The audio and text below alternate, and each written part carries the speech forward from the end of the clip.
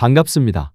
여러분께 스포츠 정보를 알려드리기 위해 오늘도 찾아온 거북선 스포츠입니다. 구독과 좋아요는 저에게 큰 힘이 됩니다. 분석 시작 전 구독과 좋아요 한 번씩 눌러주시면 감사하겠습니다.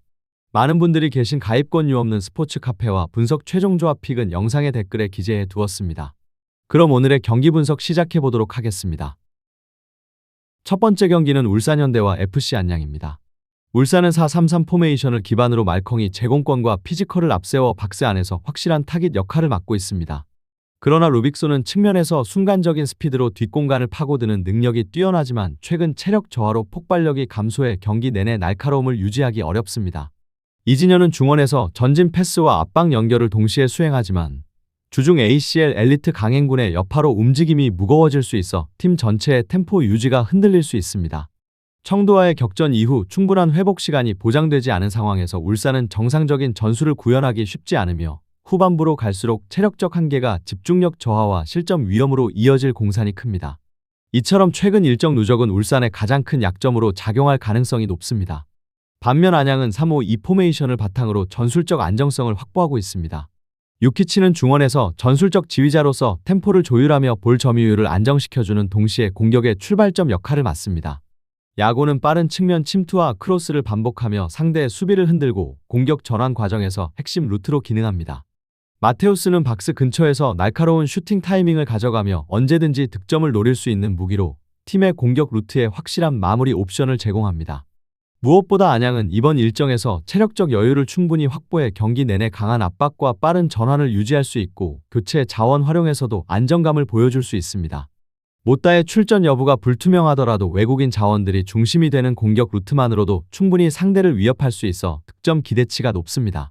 결국 이번 경기는 체력과 전술적 준비도에서 안양이 울산보다 우위에 있는 흐름으로 전개될 가능성이 큽니다. 울산은 피로 누적 속에서 전방 압박과 중원 템포 유지가 흔들리며 후반으로 갈수록 수비 집중력이 떨어질 수 있고 반대로 안양은 유키치와 야구의 조합을 앞세워 꾸준히 상대의 수비를 흔들며 경기의 주도권을 가져갈 수 있습니다. 전술적 효율성, 체력 분배, 그리고 심리적 자신감까지 고려하면 안양이 좀 더 유리한 그림을 만들어낼 수 있으며 따라서 안양의 승리와 오버를 추천드리는 경기입니다. 두 번째 경기는 수원FC와 강원FC입니다. 수원FC는 4-3-3 전술을 활용하며 안현범이 터치라인을 따라 폭발적인 스피드로 치고 들어가 하프스페이스를 공략하는 패턴이 핵심 무기입니다. 이러한 돌파로 상대 수비를 흔들고 문전 슈팅 기회를 만들어내는 것이 주된 공격 방식이며 사박은 전방에서 제공권과 연계 플레이를 담당하며 루안과의 호흡으로 공격 전개에 힘을 보탭니다. 그러나 윌리안의 결장으로 인해 전술적 옵션이 줄어들어 공격의 창의성이 떨어지고 결국 안현범의 돌파에 의존하는 단조로운 루트가 반복될 가능성이 높습니다. 이는 상대가 대비하기 쉽다는 점에서 분명한 한계로 작용할 수 있습니다. 강원은 4-4-2 전술을 가동하며 김대원과 가브리엘이 페널티 박스 주변에서 빠른 2대1 원투 패스를 통해 뒷공간을 공략하는 패턴이 주된 공격 루트입니다. 순간적인 날카로움은 있지만 지나치게 특정 패턴에 치중하고 있어 상대의 수비가 익숙해지면 효율이 떨어질 수 있습니다. 서민우가 중원에서 템포를 조율하며 수비 지원과 전환 속도를 높이는 역할을 수행하지만 공격 루트 다변화 측면에서는 한계가 뚜렷합니다. 후반 교체 자원 역시 드라마틱한 변화를 이끌어내기에는 무게감이 부족해 전체적인 경기력에 큰 차이를 만들기는 어렵습니다.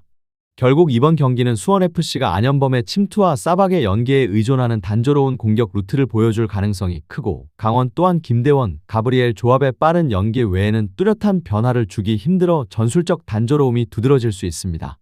양팀 모두 교체 자원에서 차이를 만들 수 없는 구조라 경기 전반적인 흐름은 루즈하게 흘러갈 공산이 큽니다. 특히 후반 들어 체력 저하가 가시화되면 단일 루트 공격이 더 쉽게 읽히며 승부처에서 위협적인 장면이 줄어들 수 있습니다. 따라서 이 경기는 마지막까지 답답한 전개가 이어지며 승부를 가르지 못할 가능성이 높고 무승부와 언더를 추천드리는 경기입니다. 세 번째 경기는 안산 그리너스와 충북 청주입니다. 안산은 3-4-1 포메이션을 기반으로 조지훈을 중심으로 후방에서부터 안정적인 빌드업을 전개하며 경기의 흐름을 자신들의 리듬으로 끌어갑니다. 라볼피아나 전술을 활용해 점유율을 서서히 가져가고 상대 압박을 흡수한 뒤 전방으로 전환하는 과정에서 안정감을 보여주며 김우빈은 제공권과 대인 마킹에서 강점을 드러내며 수비의 중심을 단단히 지탱합니다. 중원의 사라이바는 볼 간수와 배급 능력이 뛰어나 템포를 조율하고 가속 장치 역할을 수행하며 라파는 순간적인 침투와 마무리 능력으로 박스 안에서 지속적인 위협을 가할 뿐 아니라 전방 압박에도 적극적으로 가담해 공격 완성도를 높입니다. 이처럼 수비, 중원 공격의 밸런스가 매끄럽게 연결되면서 안산은 다양한 루트로 득점을 노릴 수 있고 경기 전체를 자신들의 페이스로 운영할 가능성이 큽니다. 반면 충북 청주는 3-4-3 포메이션을 바탕으로 페드로가 전방에서 제공권을 책임지지만 지원이 늦으면 고립되는 장면이 잦아 공격 효율이 떨어집니다. 지현학은 측면에서 드리블 돌파와 크로스를 시도하지만 마무리 정확도가 부족해 위협도가 떨어지고 이지승은 빌드업 연결 능력은 있으나 빠른 전환 플레이에서는 한계를 드러냅니다. 이에 따라 충북 청주는 세트피스나 순간 역습 상황에서만 득점 가능성을 보여줄 뿐 오픈 플레이에서는 전개가 단조로워 쉽게 차단되는 경우가 많습니다. 특히 여름철 무더위 속에서 전방 압박을 유지하지 못하면 후방 공간이 벌어지고 수비 집중력이 흔들려 치명적인 실점을 허용할 가능성이 큽니다. 전술적 다양성의 부재와 체력적 부담은 원정 경기에서 더욱 큰 약점으로 작용할 수밖에 없습니다. 종합하면 이번 경기는 안산이 조지훈을 축으로 한 라볼피아나 빌드업과 라파의 활발한 침투를 통해 꾸준히 득점 기회를 만들어내는 구도가 유력합니다. 김우빈과 사라이바가 구축하는 안정적인 밸런스는 수비부터 공격까지 전술적 응집력을 유지하게 하고 반대로 충북 청주는 템포 전환 한계와 공격 루트의 단조로움으로 주도권을 잡기 힘든 흐름이 예상됩니다. 여기에 무더위 속 체력 저하는 후반부 집중력 붕괴로 직결될 수 있어 안산이 경기 막판까지 압박 강도를 유지하며 추가 득점을 노릴 가능성이 큽니다. 따라서 전술적 안정성과 심리적 우위까지 고려했을 때 이번 경기는 안산의 승리와 언더를 추천드리는 경기입니다. 네 번째 경기는 천안시티와 화성FC입니다. 천안은 3-4-3 포메이션을 기반으로 퉁가라가 전방에서 타깃 역할을 맡아 제공권 싸움에 힘을 보태지만 중원에서 이지훈이 압박에 노출될 경우 잦은 실수가 나오며 빌드업이 끊기는 장면이 자주 연출됩니다. 김성준은 박스 근처에서 득점 감각을 살리려 하지만 공격 템포가 늦어지면 고립되어 위협이 줄어드는 문제가 있습니다. 결국 천안은 점유율을 높여 경기를 주도하려는 의도는 분명하지만 3백 전형 특성상 측면 수비 폭이 좁아 뒷공간 돌파에 취약하고 전환 속도가 늦어질 때 수비 라인이 쉽게 흔들릴 수 있습니다. 이러한 구조적 약점은 특히 활동량 많은 상대 측면 자원에게 큰 타격이 될 수 있습니다. 반면 화성은 4-4-2 포메이션을 가동하며 단순하지만 직관적인 전술로 효율성을 극대화합니다. 김병호는 저돌적인 드리블 돌파로 상대 수비 라인을 흔드는 능력이 돋보이고 전성진은 좌우로 빠르게 공을 전환하는 패스 스윙으로 공격 템포를 살립니다. 최전방의 데메트리우스는 박스 안에서 확실한 마무리를 보여주며 두 줄 수비에서 빠른 전환으로 이어지는 직선적인 전개는 상대 간격이 벌어질 때 더욱 위협적으로 작용합니다. 특히 활동량 많은 측면 자원들이 전방 압박과 연계되면서 3백을 상대할 때 큰 효과를 발휘할 수 있고 이는 곧 천안의 구조적 약점을 직접 겨냥하는 카드가 됩니다. 따라서 이번 경기는 천안이 퉁가라와 이지훈을 앞세워 전방 연결을 시도하겠지만 3백 구조의 약점이 반복적으로 드러나며 경기 흐름을 안정적으로 이어가기 어려운 양상입니다. 반대로 화성은 김병호의 돌파와 전성진의 빠른 전환 패스로 템포를 주도하고 데메트리우스의 결정력이 더해져 단순한 공격 루트가 오히려 효율적으로 작용할 가능성이 큽니다. 심리적으로도 원정 부담보다 전술적 자신감이 크게 작용할 수 있어 경기 주도권은 화성이 가져갈 흐름이 뚜렷합니다. 종합적으로 보아 화성의 승리와 오버를 추천드리는 경기입니다. 다섯 번째 경기는 FC서울과 광주FC입니다. FC서울은 4-4-1-1 포메이션을 바탕으로 조영욱이 폭넓은 움직임으로 수비 라인을 흔들고 전방 압박의 기점을 만들어내며 안데르손은 순간적인 스피드와 컷인 슈팅으로 위협을 가합니다.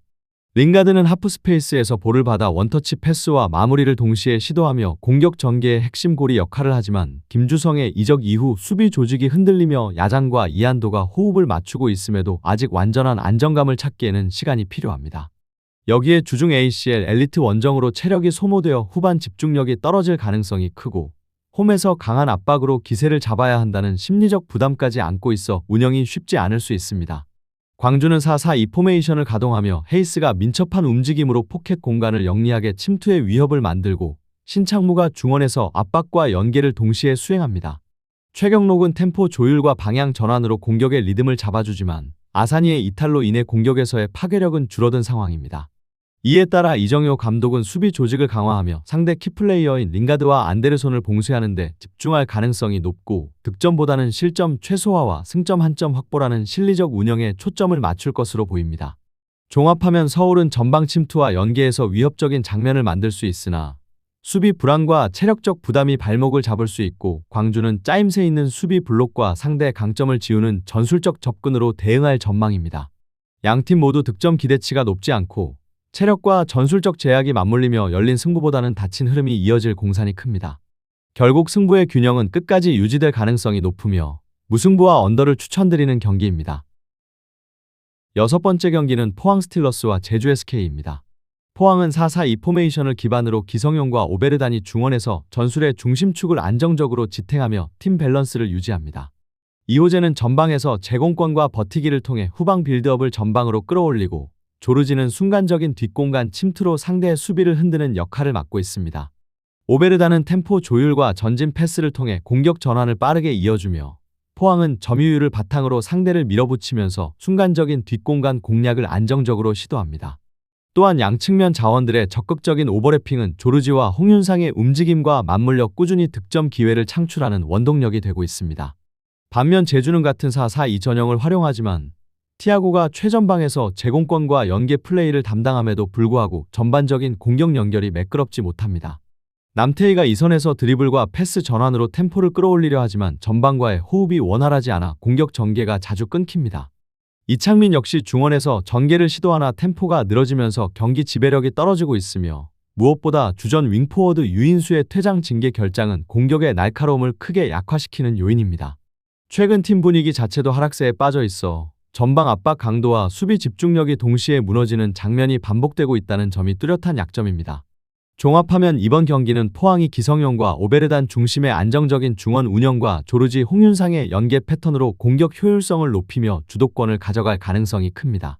반면 제주는 전력 손실과 분위기 저하로 인해 공격과 수비 모두에서 불안정을 노출할 수밖에 없는 상황입니다.